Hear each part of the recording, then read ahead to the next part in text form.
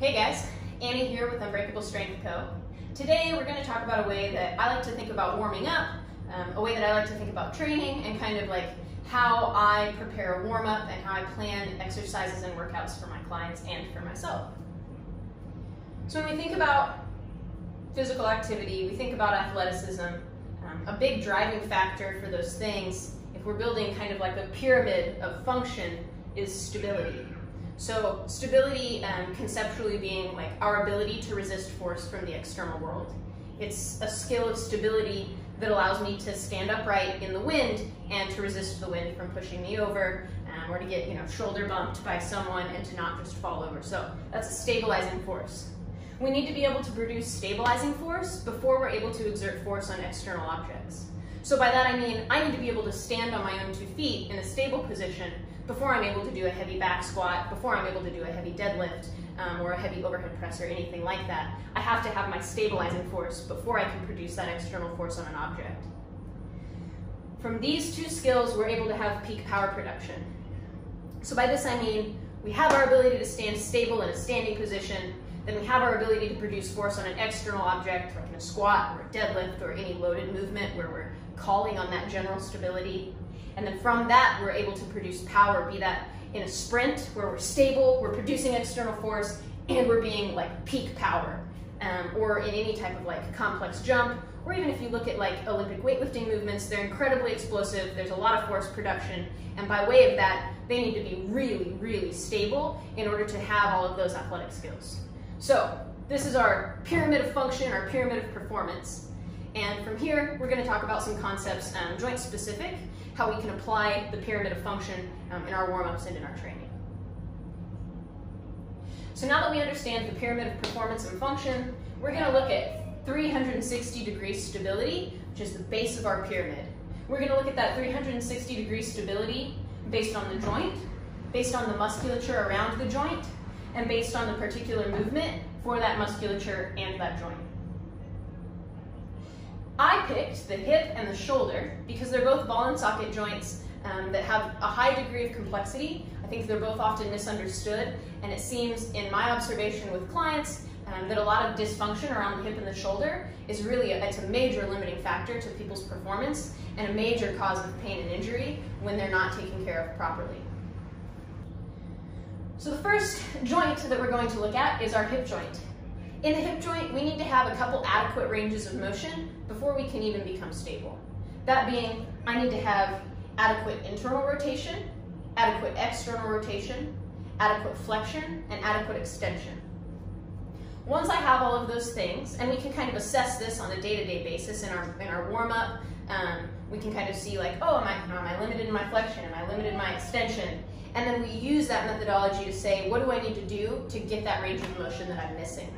So once you've discovered your missing range of motion and you've achieved that missing range of motion, you've helped yourself get into it through some type of mobility work, then we're going to take a muscle focus and a movement focus and try and get stable for that musculature before we do our major demanding exercise in the workout. So what this might look like in practice is, for example, my hip that's waiting on replacement, I'm missing a lot of internal rotation and I'm missing a lot of extension. Because my hip is bone on bone, I'm not going to get a lot of that back until it's replaced. I work on it quite a bit, but once that's gone in the joint, for me it's relatively gone. And so I think my hip is very unstable as a byproduct of that, and kind of a living example of how when we're missing a certain range of motion, we miss out on stability and we miss out on our ability to produce force. So in action, say like I'm looking at my right hip, I say, okay, I want to do really heavy deadlifts today, but I'm missing a certain amount of flexion and I'm missing some internal rotation. Well, I'm not going to have very good hip extension if I can't internally rotate, or if I can't externally rotate, I'm not going to have very good flexion. So maybe I need to kind of like do some stretches, do a couch stretch, any type of mobility work, foam roll, something that's tight to get myself that range of motion in the first place.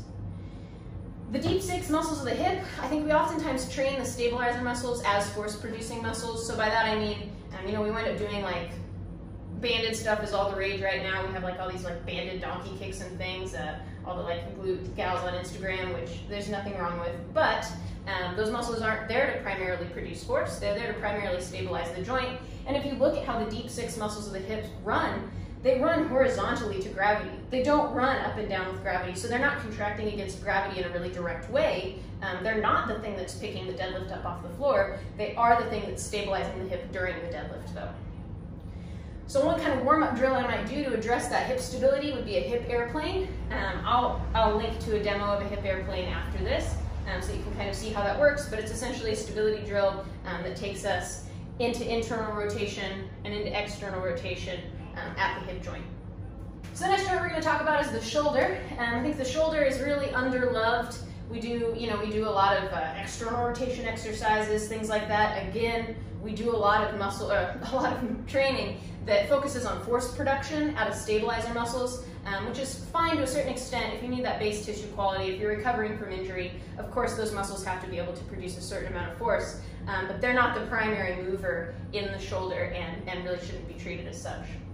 So for my shoulder, I'm generally speaking, I'm looking to get 120 degrees out of my glenohumeral joint, and then I'm looking to get that other 60 degrees. If full extension is 180, I'm going to get 120 from that ball and socket joint, and then my scapula is going to move on my rib cage to get that last 60 degrees out. And if I'm missing either of those, or if my ball and socket is trying to make up for all 180 degrees of that motion, I'm going to be in pain, and I'm probably going to have injury at some point in time. So again, for the shoulder, we want to think, warm-up drills. If you need to do any type of like soft tissue work before, any type of stretching, mobility to access that range of motion, that's just fine. But once we have that range of motion, again, the rotators work horizontal to gravity, they stabilize things, so we want to wake them up and train them in a way that calls on their stability. And I think one exercise that does a really wonderful job of involving the scapulothoracic movement and the glenohumeral movement would be the Kettlebell Windmill. It takes us through a large range of extension and also abduction as well as we hinge over. And again, I'll link an image of this in the video.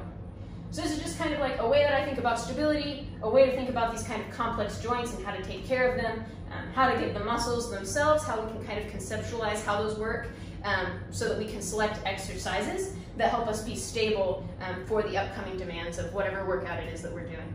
Thanks for watching.